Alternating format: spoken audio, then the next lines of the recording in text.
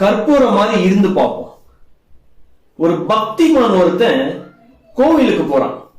அவனோட கூடையில ஆண்டவனுக்கு படைக்க தேங்காய், வாழைப்பழம், கற்பூரம் இது எல்லாத்தையும் கொண்டு போறான்.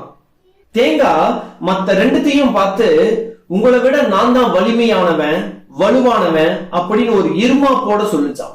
பிறகு வாழைப்பழம் சொல்லிச்சான், நம்ம 3 பேர்ல நான் தான் இளமையானவன், இனிமையானவன் அப்படின்னு தற்பெருமை பேசிக்கிச்சான். ஆனா இந்த கற்பூரமும் அமைதியா இருந்துதான்.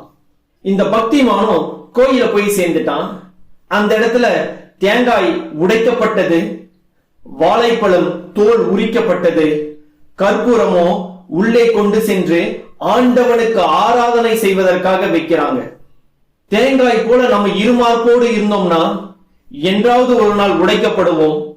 வாழைப்பழம் மாதிரி தற்பெருமை பேசிக்கிட்டு இருந்தோம்னா என்றாவது ஒரு நாள் உரிக்கப்படுவோம். கற்பூரம் மாதிரி தேவையான இடத்துல அமைதியா இருந்து பழகணும்னா இருக்கும் வரை ஒளி வீசி இறுதியில் இறைவனோடு இரண்டர கலந்து விடுவோம்.